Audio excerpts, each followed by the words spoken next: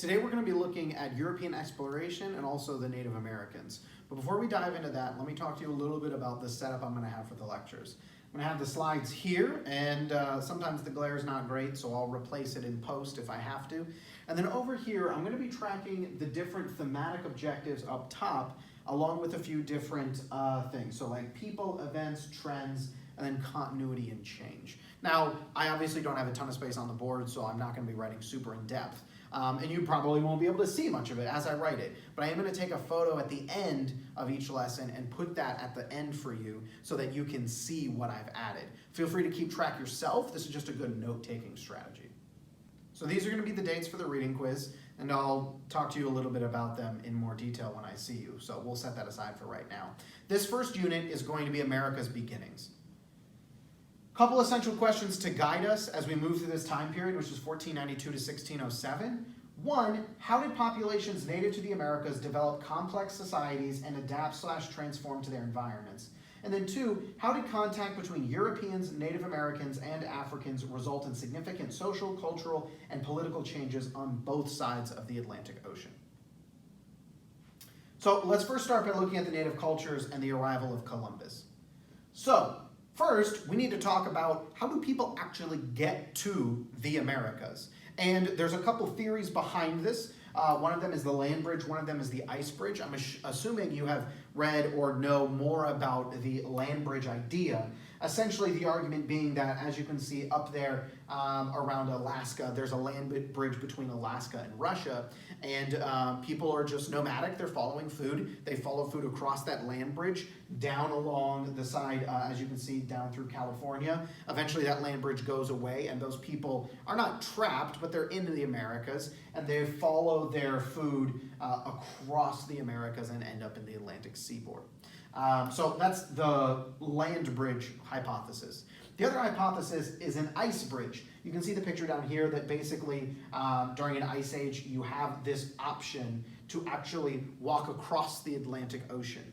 And so people in Europe are going to be able to get across to the Americas by just simply walking. So the idea is you're following the edge of that shelf, staying alive, and then you end up down here. One of the reasons for this hypothesis is there have been some recent archaeological discoveries in places like Virginia that they found artifacts that are dated and tied to a time in Europe where there wasn't European travel to the Americas. So the question is, how do those things get here? And the hypothesis is, oh, well, they would have been across from a land bridge idea.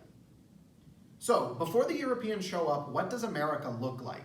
You can see a little bit in that picture there. It's a whole jumble of different Native American tribes. I want to stop this thought process that you may have had, because we talk a lot about Native Americans like they're Native Americans. They're a monolith culture, and that's not the case. In fact, it's going to be one of the struggles, and when we get to culture and society for the natives, they are so kind of different from each other. So we'll group them in that they're not Europeans, but we need to separate them from each other. If you're looking at the map, you can see kind of color-coordinated groups that are dealing with similar things, but within them there are unique tribes. And I want to be really clear up front. Native Americans did not agree in joining together forces. That did not happen very frequently. And so while we can see Europeans joining forces, you're not going to see that happen in the Native Americans, and we'll see how that can be disastrous for them in a little bit. While we predominantly are going to be focusing on what is the continental United States, I do want to mention quickly here some of Central and South America. These cultures that are formed here, we got the Aztecs and the Mayans here in Central America. I want to be really clear in that we're talking about really large empires. It's very easy for us to think about Native Americans as people half naked riding around on a horse, and we're like, oh yeah, they're so simple. And that is a justification that the Europeans are going to use when they really suppress these people, but it's not truly the reality. You're going to see huge civilizations pop up that do all sorts of things that modern civilizations do. And I want to focus on that idea of civilization. You saw in your reading, or you will see in your reading, about how the Europeans will call different groups uncivilized. What does it mean to be a civilization? Now, world history, you should have covered what it is to be civilized, and we can say that absolutely these are civilized cultures. they have their lives together, if you will. They're not simply roaming about with no idea. They have languages, they have religions, they have customs, they have cultures, and some of them actually include slavery as well. You can also see this with the Incas in Peru and South America. Again, these are established empires throughout Central and South America, and they are going to be widely decimated by the Spanish. Now, I want to take a little bit more time and focus more on the American Native Americans. And so what I mean by that is what we're going to see in the continental United States. So our question is, how did geography and environment influence the culture and society of the various Native American groups? So up front, I'm telling you, we're talking about two main themes. Obviously, the culture and society, but then also over here, geography and the environment. And specifically, how are those impacting the culture and society? So what I'm going to do for these next slides, I'm going to give you the location of where we're talking about. This is kind of that color-coordinated grouping. What are different types of tribes or examples that are within those locations? What's the impact of the geography and the environment? And then what is a unique factor of their culture and society? So we're going to start here with the Southwest. And I'll put both of these up here. So when we talk about the Southwest, we're talking about New Mexico and Arizona area, the literal Southwest. Some of the tribes are the Anasazi and the Pueblos. Keep an eye on the Pueblos for their revolt that's going to happen against the Spanish. You actually will see some, connection, some fusing together of different tribes to push back against oppressive force like the Spanish. Very unique, doesn't normally happen, but it does happen there. So the impact of the geography and the environment. So they're going to use long-term dwellings that use cliff and rock faces as a way of protecting themselves. You can see an example here. So that geography is giving them something that they can use to keep themselves safe. So they're adapting to that. They're also going to farm using irrigation. Not a lot of water, so they're going to have to create options for irrigation so they can get their crops growing.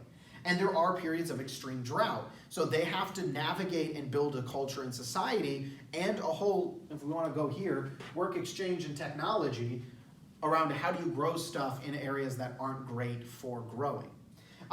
They have a very multifaceted society, and what I'm trying to show with that is the complexity in all of this. It's not something as simple as, a stereotypical view of Native American. They have a very multifaceted society. In looking at the Northwest, we're talking Alaska to Northern California. The Nez Perce and the Clatsop are some examples of tribes in this area. Hunting and gathering is going to be the way that they are acquiring food. So not quite the established farming that you're going to see in some other areas. They have permanent longhouses or plank homes that they build. And one of the things that you may know of the iconography of this area are totem poles. And so totem poles are used to pass down stories and legends. So that's a unique feature of their culture and society. You're also going to see them gravitate towards more animals and symbology of animals that are around them, as opposed to obviously animals that aren't around them. For the Great Plains, we're talking about the Great Plains. This falls a little bit more into what you probably have an idea of a stereotypical Native American. The Sioux, the Cheyenne, the Blackfoot, the Apache, these are all tribes, and I'm assuming you've heard probably of some of these at least, that are going to be in this area. Some of the geography environment.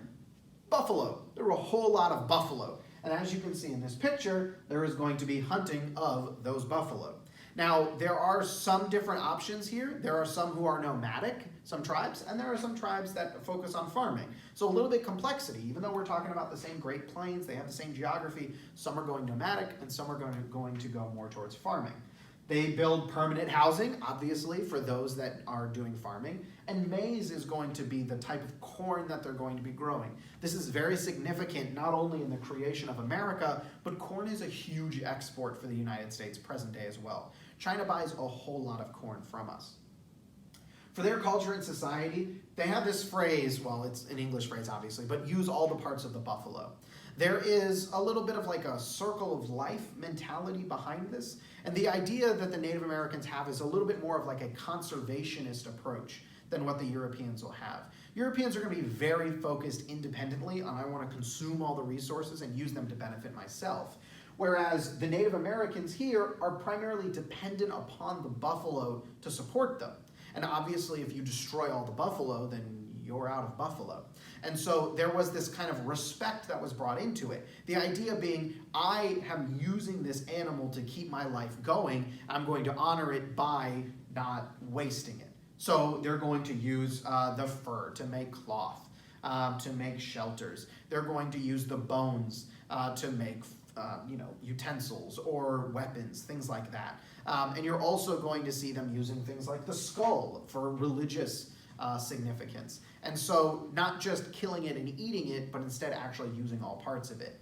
This is a kind of key concept to keep in mind when we get to the European mindset, because we're going to see this sharp divide between European mindset and Native American mindset. There is going to be migration, obviously, because they are nomadic. There is horses. There are horses that are going to be introduced when the Spanish come. And I want to point out, when we think about quintessential Native American, we think a person who's half naked on a horse with a bow and arrow riding around.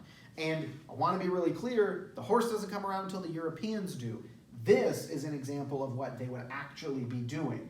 They're dressing up as wolves, and they're also using bow and arrows, as you hopefully can see in this picture. They use teepees, those who travel, because that allows you to kind of break down your house and bring it with you. And there are people who are traders. They're forming these economic exchanges back and forth. My point in these things is those are all aspects of an advanced civilization, not just a simple, oh, you kill your meat and that's it. We're talking about some broad economic exchange. In the Midwest, and we're talking east of the Mississippi at this point, the main tribe is going to be the woodland tribe. You also have the Adena Hopewell, these earthen mounds, as you can see in the picture. That is a unique factor or feature in this area. The impact to geography and the environment, great land. Very rich food supply, hunting, farming, fishing, you can do all sorts of different things with it. And so you get time to do things like build giant piles of dirt that is going to become these mounds that are part of their culture. Okay? You have these options because I'm not just following my food around, I have more of an established nature. When it comes to the Northeast, we're talking about the Northeast. The Seneca, the Oneida, the Mohawk are some of those examples of tribes. You can see kind of these long houses that are going to be created. They exhaust the soil very quickly in farming, and so they do have to move frequently. So while we see kind of a permanent establishment, you're also going to see them move around very frequently. When it comes to the culture and society, I know I told you at the beginning, Native Americans don't work together, and then I gave you an example of them working together, and I'm going to give you another example, but I don't want you to misconstrue that as that's what they all did. These are very, very unique situations. So the Iroquois Confederation is going to be a group of 5 tribes that are going to form together, and they're going to kind of manage each other. They're going to work together, and that's going to be something that the Europeans will have to interact with. But I want to be clear, that's a unique feature of that, as opposed to something that all the other tribes do. They are matriarchal, which means you follow the lineage of your family through the mother as opposed to the father. That's also going to be a culture clash or an ideology clash when the Europeans show up. And again, the longhouses, as I mentioned, and they also are fighters, and we're going to see that pop up again as the English show up. Last one I want to look at is the Atlantic Seaboard. This is basically New Jersey down to Florida. The Powhatan, the Pamlico, there's a whole bunch of tribes that will fit into this. I give you a map of North Carolina, and that shows kind of the heavy concentrations of different Native American tribes. North Carolina does have a lot of history with Native Americans, obviously, as you can see. We have Cherokee Reservation out in western North Carolina. There are rivers and obviously the Atlantic Ocean, and so that is going to allow them to do a lot of fishing, some navigation, some trade, and things like that. We also have pretty decent agriculture on the east of North Carolina. So they build along rivers, they have timber and bark lodgings, and they are descendants of the woodland. So the idea is they came further east. Obviously, again, we talked about the land bridge idea of coming down through California and then moving east. So these are descendants of those. I want to take a second on this slide. And I don't have a ton of true information on it, but I do want to talk about it. The main thing to focus on is the European and the Native American ideologies and how you can have clash when they show up. And I don't really have a great example or mindset to put yourself in, but it's very much like if you and I were communicating about a cup, and I have an idea of what that cup looks like in my head, and let's say cup means something very different to you. And I think we have a shared knowledge of how this works. But when we talk about it, it doesn't actually make sense because I'm talking here and you're hearing this. And even though both of us are authentically engaging in conversation, we're not actually connecting. And so this is going to be a huge factor in the relationship between these two groups. So I have it broken down into a few different things. One, communal versus individual land ownership, matrilineal versus patrilineal societies, the idea of Christian liberty, and the justification behind this. So I'm going to add my first thing to the board here, and I'm going to put it under the trends for culture and society, and I'm just going to say European / Native American ideology clash. I'm just going to abbreviate to keep it small. This clash between them, and that's going to kind of cover these things. So let's start with the first one, communal versus individual land ownership. Now, if we look at America today and we talk about our property, okay, I have a house, right? When I'm talking with a Native American person, I'm thinking of a house. Okay, I have a piece of land that is mine. I've paid money for it. I have a house. It is mine. You do not get to come on there unless I allow you to be there.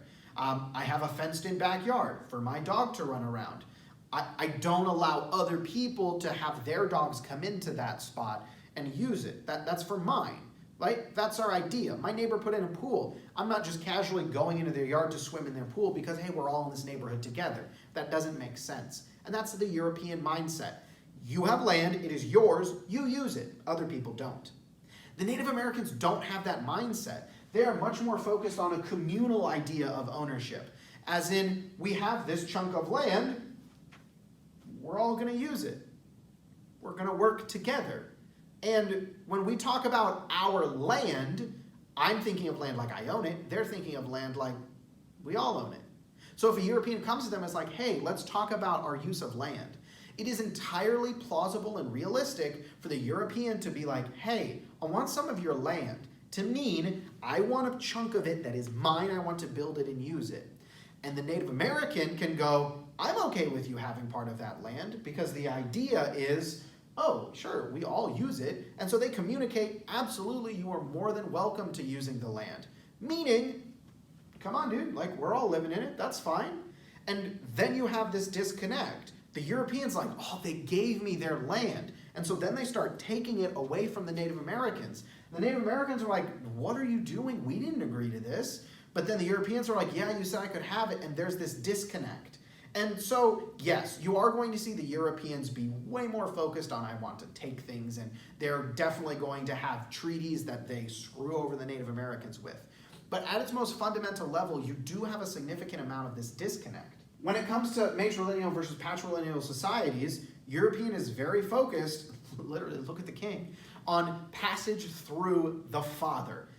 Through men is how it goes. That's how they view it. And look, let's be totally honest. Europeans did not have a great view of women, and so you're not seeing true equality. When you see that in the Native Americans, the Europeans go, that's weird. Why are you tracking it through the women? The women have a powerful spot in society. That's not how the Europeans view it. And so there is an ethnocentrism involved of the Europeans going, oh, you do something different than me? That's weird. You're doing it wrong. That means you're less than me, which funnels into our justification idea. And we'll touch here a little bit on this idea of Christian liberty.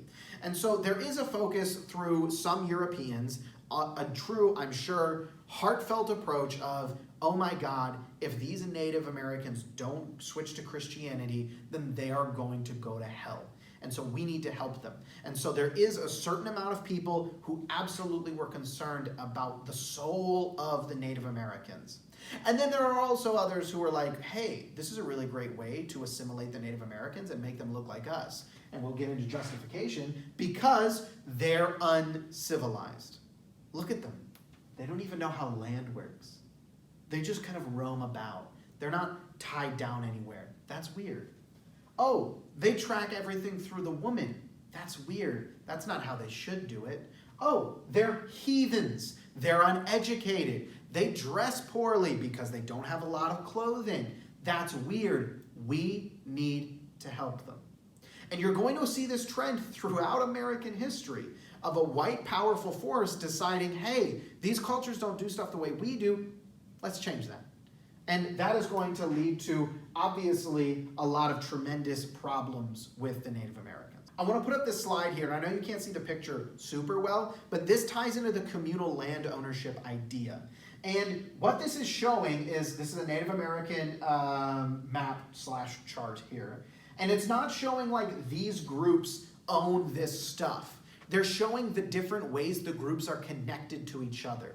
This is some of our work exchange and technology. Virginia is this box down in the very bottom. They're connected in trading with these other tribes. And so there is a knowledge of how these groups are organized around each other and having some of this mutual kind of communal ownership mentality.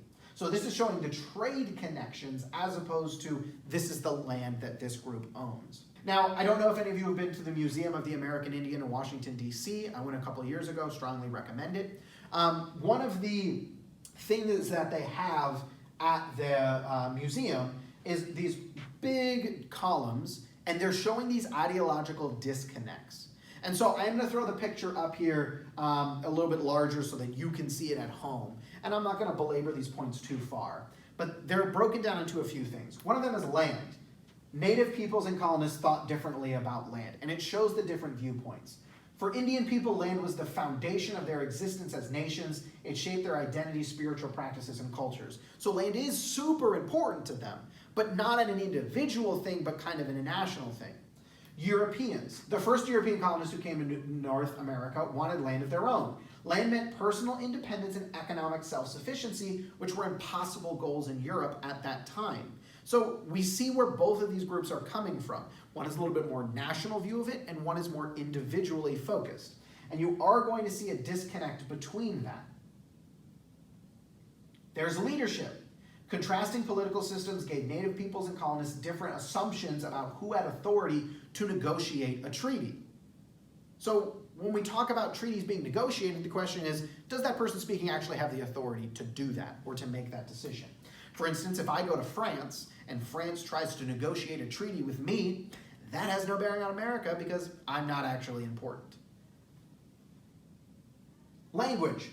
Obviously, they don't speak the same language. That's a problem. Even with interpreters, speakers will struggle to communicate foreign ideas. That's another reason why these disconnects are so severe. And then finally, agreements. Both Native American and European peoples had ancient and elaborate diplomatic traditions, some that were similar and some that were different.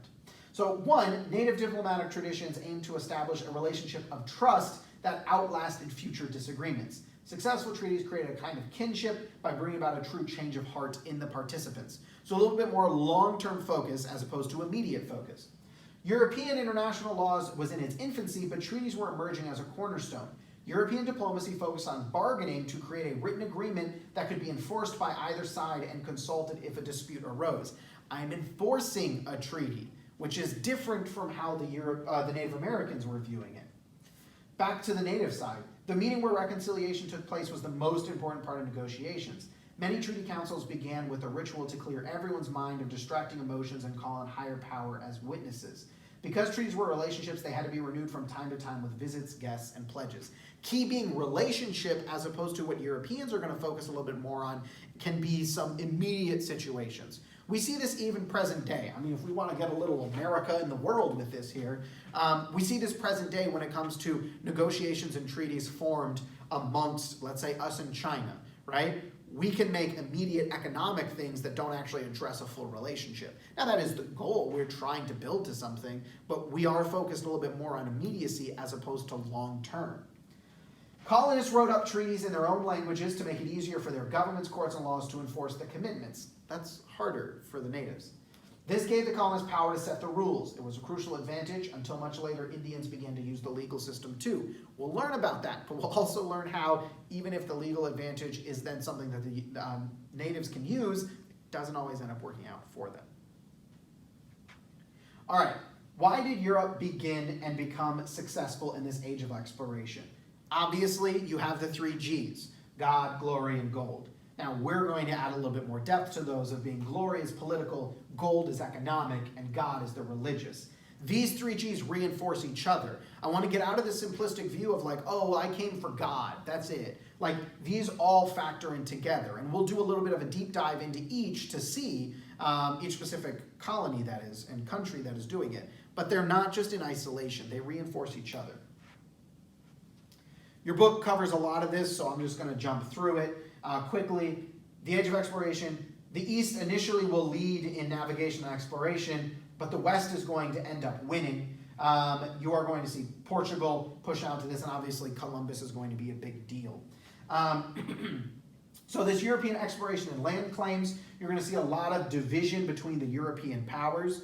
And ultimately, we are going to be focusing more on the English, obviously, because they have a bigger impact on the creation of America. But this is kind of what's going on from a global scale when it comes to colonization. Something interesting to look at here, you might be wondering, why is there so much travel that goes like this? And that's actually, if you look at trade winds, the winds of the world kind of funnel that way. And so if you were to jump into the ocean with your boat here, and it's all powered by wind at this point, the general course that the winds would take you is down here to the Caribbean. So interesting little fun fact for that. Question here, how was Columbus's arrival in Hispaniola a catalyst for change? And we can talk forever about Columbus and how he should be remembered and things like that. He obviously doesn't discover America. We talked about all the other people that were living here before then. But it does fundamentally change the world. You have this connection between what is called the New World, that has just been discovered, and the Old World, which has already been discovered. And it's this connection that's going to be a big deal. So obviously Columbus has a very checkered and dark history. We're not going to dive into all of that right now. Suffice it to say, we care less about him as an individual and more about what this means for the broader world and world history. Explorers need money, obviously. They need to get these kings and these nations to bankroll them. And the way they do that is they promise stuff. Oh, look at all this untapped potential. And so Columbus's thing is, I'm going to get to India because they got a bunch of spices and stuff. And the only way we've done that before is a land route, and that's super expensive. I'm just going to go around, and I'll get there through water. And Columbus obviously doesn't do that. He ends up getting to the Caribbean, but he still believes and holds on to the belief that he found the East Indies. He's like, no, I did it. So that, I mean, that's wrong, but that's why they're called Indians, because he's like, oh, we're in the Indies, these are Indians, which is why the nomenclature has changed away from Indians to Native Americans, although you're also seeing American Indian as terms, but that's trying to be like, well, we're not in India. Obviously, a huge factor of Columbus showing up is the Columbian exchange. You are going to have a huge exchange of goods back and forth. That is one of the biggest factors of his discovering of America. And we are going to notice a lot of, you have raw materials going both ways, but overwhelmingly it's raw materials coming from North America going over. I would point out maize or corn. It's not up here. There it is, tobacco. And I would also point out sugar. There's going to be a huge sugar production that can happen in the Caribbean. That'll be a big deal. Whereas primarily you're going to see a lot of livestock coming over from Europe, and then of course diseases. That'll be how the Europeans are able to kind of devastate the Native Americans. The rough math is that if you go about 100 years off of Columbus's arrival, about 90% of the Native Americans are going to die, primarily from diseases. So we're talking a very significant negative impact on those groups. Let's talk about the Spanish quickly. I'm not going to do a whole bunch into this beginning. Obviously, you know the conquistadors. You have learned about Cortez and Pizarro and taking over the Aztecs and the Incas. Smallpox, blankets, diseases, we mentioned that. So I'm going to jump past those things and kind of settle into their broader society. I want to take some time to focus on this. This is the encomienda system. Now, if we're looking at this chart, this is society. You want to be at the top, you don't want to be at the bottom. And the question in all societies is who's in power, who's not, but then also how fluid is it? Can you move from one to the other? So if we're starting at the very top, these are Spanish people born in Spain. Okay? So Spanish blood born in Spain. So it's this mix of race and location. Underneath them, you have Spanish people who are born in the New World. So they have the race that's important, but they're not born in the correct location. The only differentiating factors between this is literally where you were born. Underneath that, you have the mestizos. These are the mixed population. That's where you have Spanish intermingling with Native Americans, and you're going to have a mixed race. They're here in the middle. Underneath them are Native Americans, and then at the very bottom are enslaved persons brought from the Caribbean and Africa. So let's take a second. Can you move? No. This is based upon where you were born, what your skin color is. This is where you were born, what your skin color is. This is what your skin color is. This is what your skin color is, but also where you're born. And this is what your skin color is and also where you're born. So there isn't this flexibility and movement throughout this. You can see the plan and the reality on this side. The plan was the Spanish settlers were going to protect, care for, and Christianize the Native Americans. So positive. The reality is Indians have to work a portion of their time for Spanish settlers. They're essentially enslaved. You're going to get a plantation system. Spanish settlers force long labor, don't pay Indian workers, fail to protect Indians, and seize Indians' land. That's the plan and also the reality. Native Americans die from disease and harsh living and working conditions. The encomienda system is going to be ended after the clergy protest and Native Americans revolt. And abuses, though, will still continue.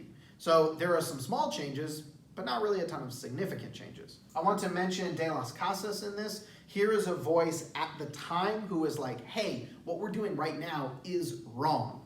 Now, before I get into his, like, we'll say the positives, right? Him being like, hey, we're treating them wrong. I do want to couch this in, these are his goals. 1, Native Americans need to learn our language. 2, they need to convert to our religion. And 3, they need to pay us money and taxes. So I don't want this to seem like, oh, he's just such a great guy. This is still, to some extent, exploiting the Native Americans. However, he also does point out that, hey, what's currently going on is wrong. Last group I want to talk about here for today are the French and the Dutch. We are going to see some compare and contrast that we can do between them, with themselves, and obviously with the Spanish. And so when we're looking at this, the French are primarily going to be settling up in like Canada-ish area, down the Mississippi River and into Louisiana. And they're focusing on fur trading. They don't want to settle, they're just trying to make some money. And there is going to be a certain level of interrelationship between the French and the Native Americans. Now, I want to be clear, this is going to be a little bit more positive for the natives than the Spanish were. The Spanish were, let's exploit your labor because we can grow stuff here. The French really can't grow stuff in Canada, and so it's how are you going to make money? All right, well, fur trading.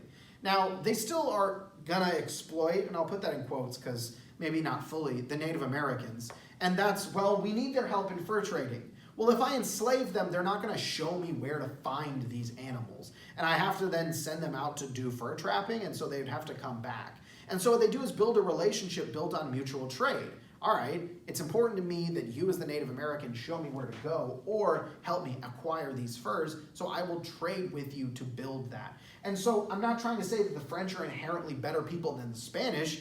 They just simply, well, in order to make money, we need to be nice to the natives. And in Spanish, it was, well, in order to make money, we need to suppress the natives. And that's why they do those things. Not because one group is wholeheartedly better than another. And then for the Dutch, really it's just trading in general.